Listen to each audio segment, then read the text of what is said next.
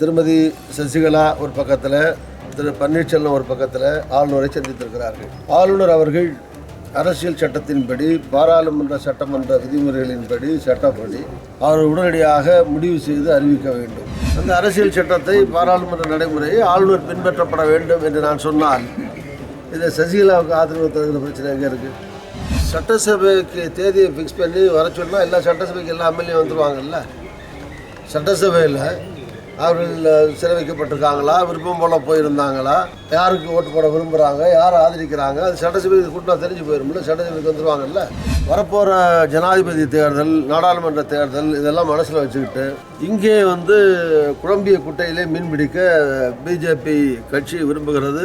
இன்றைக்கு தமிழ்நாட்டில் நடக்கிற இந்த பதவிக்கான போட்டிக்கான அந்த விளையாட்டில் கண்டிப்பாக பிஜேபி தலையிடுகிறது. எம்எல்ஏக்களில் தங்க வைக்கிறது போகிறதெல்லாம் அந்த பட்சத்தில் எம்ஜிஆர் மறைவுக்கு பின்னாலேயும் ஒரு சைடு எம்எல்ஏக்கள் ஜானகிமா ஆதரித்தவங்க ஒரு ஹோட்டலில் இருந்தாங்க, ஜெயலலிதாவை ஆதரித்தவங்க இன்னொரு ஹோட்டலில் இருந்தாங்க. அசம்பிளியில் மெஜாரிட்டி ப்ரூவ் பண்ண வேண்டியது இந்த மாதிரி சூழ்நிலை வரும்போதெல்லாம் மாநிலத்துக்கு விட்டு மாநிலம் பிஜேபியே அனுப்பியிருக்கு. அங்கே போய் ஹோட்டலில் போட்டு தங்க வச்சுருக்கு. இதில் எந்த கட்சியும் விதிவிலக்கு கிடையாது. இந்தியாவில் இருக்கிற எல்லா கட்சிகளும் இந்த விளையாட்டை விளையாண்டுருக்கு. அதான் தமிழ்நாட்டிலையும் நடக்குது. கவர்னர் இவ்வளவு காலதாமதம் செய்கிறாருன்னு புரியல. அதற்கு ஒரு விளக்கம் இல்லை. யார் எந்த அணியில் இருக்காங்கன்னு தெரியல. வெளிப்படையா இன்னைக்கு ஒரு அணியில் இருக்காங்க, நாளைக்கு ஒரு, எல்லாமே ஒரு குழப்பமாக இருக்கக்கூடிய ஒரு சூழல்.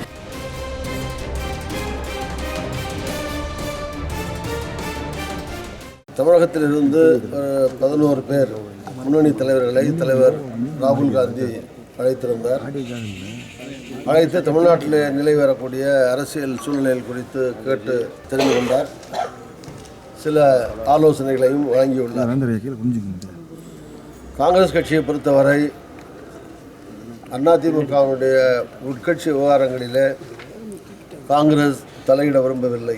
யார் பொதுச் செயலாளராக வர வேண்டும், இருக்க வேண்டும், யார் முதலமைச்சராக வர வேண்டும், இருக்க வேண்டும், இதெல்லாம் அதிமுக கட்சியை பொறுத்தவரை அந்த கட்சியை சார்ந்தவர்கள் எடுக்க வேண்டிய முடிவாகும். திருமதி சசிகலா ஒரு பக்கத்தில், திரு பன்னீர்செல்வம் ஒரு பக்கத்தில் ஆளுநரை சந்தித்திருக்கிறார்கள். ஆளுநர் அவர்கள் அரசியல் சட்டத்தின்படி, பாராளுமன்ற சட்டமன்ற விதிமுறைகளின்படி, சட்டப்படி அவர் உடனடியாக முடிவு செய்து அறிவிக்க வேண்டும்.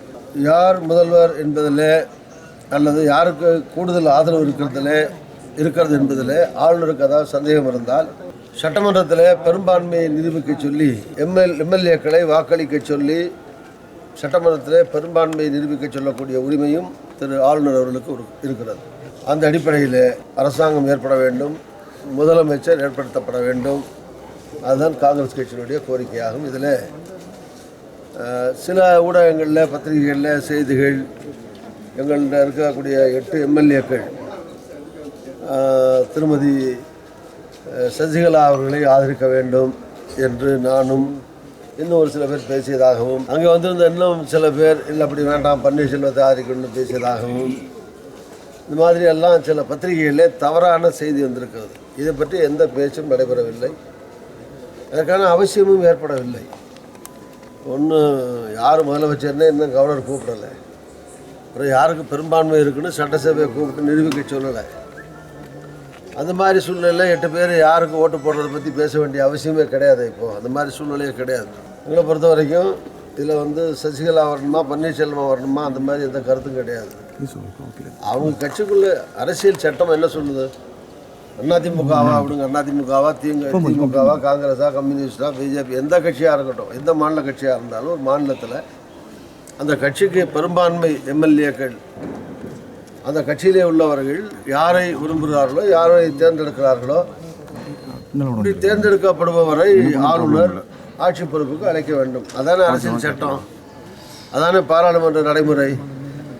அந்த அரசியல் சட்டத்தை, பாராளுமன்ற நடைமுறையை ஆளுநர் பின்பற்றப்பட வேண்டும் என்று நான் சொன்னால், இதை சசிகலாவுக்கு ஆதரவு தருகிற பிரச்சனை எங்கே இருக்குது? சசிகலா தேர்ந்தெடுத்து பெரும்பான்மை இருந்தாலும், சசிகலா இருந்தாலும் சரி, பன்னீர்செல்வமாக இருந்தாலும் சரி, இல்லை ராமசாமியோ குப்புசாமியோ யாரை கோபால்சாமியோ யாரோ ஒருத்தர் யாரும் தேர்ந்தெடுக்கிற XYZ யார் அவங்க தேர்ந்தெடுத்தாலும் பெரும்பான்மை யார் இருக்கோ பெரும்பான்மை இருக்கவங்களே ஆளுநர் கூப்பிட்டு ஆட்சி அமைக்க சொல்லணும். அதில் சந்தேகம் இருந்தால் சட்டசபையில் மெஜாரிட்டியாக நிரூபிக்க சொல்லணும். அவ்வளோதான். இதுதான் காங்கிரஸ் கட்சியினுடைய நிலைப்பாடாகும். சட்டசபைக்கு தேதியை ஃபிக்ஸ் பண்ணி வர சொன்னால் எல்லா சட்டசபைக்கு எல்லா எம்எல்ஏ வந்துடுவாங்கல்ல. சட்டசபையில் அவர்கள் சிறை வைக்கப்பட்டிருக்காங்களா, விருப்பம் போல் போயிருந்தாங்களா, யாருக்கு ஓட்டு போட விரும்புகிறாங்க, யார் ஆதரிக்கிறாங்க, அது சட்டசபைக்கு கூட்டினா தெரிஞ்சு போயிருமில்ல. சட்டசபைக்கு வந்துடுவாங்கல்ல. ஆளுநர் சட்டசபையை கூட்டி எம்எல்ஏக்களை வர சொல்லி முதலமைச்சரை பதவி பிரமாணம் பண்ணி வச்சுட்டு மெஜாரிட்டி நிரூபிக்க சொல்ல வேண்டியானே. முதலமைச்சராக இருந்த செல்வி ஜெயலலிதா அவரிடத்தில் இருந்தவர் தான் 2 பேருமே. சிகிச்சை பெறும்போது ஜெயலலிதா அவர்கள் சிகிச்சை பெறும்போது மருத்துவமனையில் இருக்கிற போதும் 2 பேரும் அங்கே தான் இருந்தாங்க, உள்ளே தான் இருந்தாங்க. ஒரே கட்சியில், ஒரே ஆட்சியில், ஒரே மருத்துவமனையில் செயல்படும் போது ஒரே நிலைப்பாட்டில் தான் 2 பேர் இருந்தாங்க. இப்போ யார் பதவிக்கு வர்றங்கிறதுல 2 பேருக்கு இடையில் சசிகலாவா பன்னீர்செல்வமானு 2 பேருக்கு இடையில் யார் முதலமைச்சர் வர்றதுல போட்டி இருக்குது. பிஜேபியை பொறுத்த வரைக்கும், மோடி அரசாங்கத்தை பொறுத்த வரைக்கும் அவங்க வட மாநிலங்களில் அருணாச்சலம் போன்ற, மிசோரம் போன்ற மாநிலங்களில் எல்லாம் தலையிட்டு அங்கே இருக்க ஆட்சியை மாற்றி அப்புறம் கோர்ட்டு தலையிட்டு பழைய ஆட்சிகளே கொண்டு வந்த கதையெல்லாம் உண்டு. தமிழ்நாட்டில் பிஜேபிக்கு எந்தவான அஸ்திவாரமும் கிடையாது. அதனால் வரப்போகிற ஜனாதிபதி தேர்தல், நாடாளுமன்ற தேர்தல் இதெல்லாம் மனசில் வச்சுக்கிட்டு இங்கே குழம்பிய குட்டையிலே மீன் பிடிக்க பிஜேபி கட்சி விரும்புகிறது. கண்டிப்பாக பிரதமர் மோடி அவர்களுடைய அரசாங்கம் இன்றைக்கு தமிழ்நாட்டில் நடக்கிற இந்த பதவிக்கான போட்டிக்கான அந்த விளையாட்டில் கண்டிப்பாக பிஜேபி தலையிடுகிறது. நாள் இந்த மாதிரி ஆக ஆக என்ன பிரச்சனை ஆகும்னா, இப்படி தான் காலையில் இங்கே இருக்காங்க, மத்தியானம் அங்கே இருக்காங்க, ராத்திரி இடத்துல இருக்காங்க, மாறி மாறி ஓடிக்கிட்டே இருக்காங்களே. எம்பிக்கள், எம்எல்ஏக்கள் காலையில் ஒரு பேட்டி கொடுக்குறாங்க, அங்கேருந்து சாயங்காலம் போய் இன்னொரு பேட்டி இன்னொரு டீம்லேருந்து கொடுக்குறாங்க. இதெல்லாம் இந்த மாதிரி நாளாக இந்த குதிரை பேரங்கள், இந்த மாதிரி சூழ்நிலைகள், இங்கே ஓடுறது அங்கே ஓடுறது ஒடியாறது, இந்த விளையாட்டெல்லாம் நடந்துக்கிட்டு தான் இருக்கும்.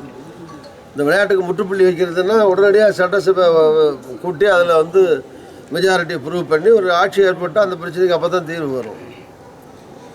எம்எல்ஏக்களில் தங்க வைக்கிறது போகிறதெல்லாம் அந்த பிரச்சனை. எம்ஜிஆர் மறைவுக்கு பின்னாலேயும் ஒரு சைடு எம்எல்ஏக்கள் ஜானகம்மா ஆதரித்தவங்க ஒரு ஹோட்டலில் இருந்தாங்க, ஜெயலலிதாவை ஆதரித்தவங்க இன்னொரு ஹோட்டலில் இருந்தாங்க இல்லையா. அப்புறம் வட மாநிலத்தில் எல்லா மாநிலத்தையும் பிஜேபி ஆள்ற மாநிலங்களில் இந்த மாதிரி ஃப்ளோர் டெஸ்ட் வர்றதுக்கு முன்னால் அசம்பிளியில் மெஜாரிட்டி ப்ரூவ் பண்ண வேண்டியது. இந்த மாதிரி சூழ்நிலை வரும்போதெல்லாம் மாநிலத்துக்கு விட்டு மாநிலம் பிஜேபியே அனுப்பியிருக்கு. அங்கே போய் ஹோட்டலில் போட்டு தங்க வச்சுருக்கு. இதில் எந்த கட்சியும் விதிவிலக்கு கிடையாது. இந்தியாவில் இருக்கிற எல்லா கட்சிகளும் இந்த விளையாட்டை விளையாண்டுருக்கு. அதான் தமிழ்நாட்டிலையும் நடக்குது. ஆக இது காலம் தாழ்த்த இந்த குதிரை பேரம், இங்கேருந்து போகிறது, அங்கேருந்து வர்றது, ஆள் பிடிக்கிறது, ஆள் மாற்றுறது, இந்த காரியங்கள்லாம் ஆளுநர் காலம் தாழ்த்த இது கூடுதலாகும். அது நடக்கணும்னு தானே விரும்புது பிஜேபி. அதுதான் பிஜேபியுடைய நோக்கம். தானே கட்சியை உடைச்சி ஏதாவது ஒரு சட்டை தனக்கு சாதகமாக பயன்படுத்தி கொண்டு தமிழ்நாட்டில் கால் ஊன்ற முடியுமா என்று பிஜேபி பார்க்கிறது. பிஜேபி தான் இந்த நாடகத்தை நடத்துகிறது. நிச்சயமாக தமிழ்நாட்டில் இன்னைக்கு ஒரு ஆட்சி இருக்கா இல்லையாங்கிறதே தெரியல. நீண்ட நாட்களாக தமிழகத்தில் மக்கள் பிரச்சனையை பற்றி பேசக்கூடிய ஒரு ஆட்சி தமிழகத்தில் இல்லை. மக்கள் தங்களை பற்றி கவலைப்படக்கூடிய ஒரு ஆட்சியாக திராவிட முன்னேற்ற கழக ஆட்சி மட்டும்தான் இருக்கும் என்பதை புரிந்து கொண்டிருக்கிறார். இந்த மல்லுக்கட்டு பற்றி, அதிமுக மல்லுக்கட்டு பற்றி இன்றைக்கி கவர்னரை மிரட்டுற மாதிரி கவுன் சொல்லியிருக்காங்க. அது மாதிரி இன்றைக்கி போராட்டத்தில் ஈடுபடுவோம் வேறு விதமான போராட்டத்தில் ஈடுபடும் சொல்லி சசிகலா சொல்லியிருக்காங்க. இன்று இருக்கக்கூடிய சூழல் நிச்சயமாக அது தமிழகத்துக்கு பெருமை சேர்க்கக்கூடிய ஒன்றாக இல்லை. இன்னைக்கு எல்லாருமே நம்ம இங்கே நடந்து கொண்டு இருக்கக்கூடிய விஷயங்கள் தமிழர்களாக நம்ம தலைகுணைய வைக்கக்கூடிய விஷயங்களை தான் நடந்துருக்கோம். இது முடிவுக்கு வர வேண்டும். இல்லை மேடம், அதாவது மெஜாரிட்டி அவங்க இருக்குங்கிறாங்க.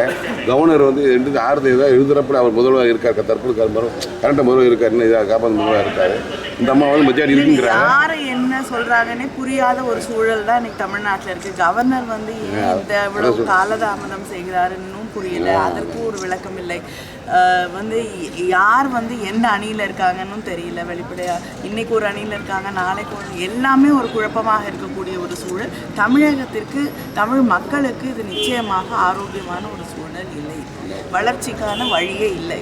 ஒன்று விஷயம் மேடம். அப்புறம் இப்போ லாஸ்ட்டாக எல்லாருமே திமுக தான் பின்னணி சொல்கிறாங்க. அதை பற்றி மாட்டுக்கு திராவிட முன்னேற்ற இந்த தேவை கிடையாது. திராவிட முன்னேற்ற கழகம் மக்களை சந்தித்து வெற்றி பெறக்கூடிய ஒரு கட்சி. இதையெல்லாம் செய்ய வேண்டிய, இவர்களுடைய உள்கட்சி விவகாரங்களிலே தலையிட வேண்டிய அவசியம் திராவிட முன்னேற்ற கழகத்துக்கு கிடையாது.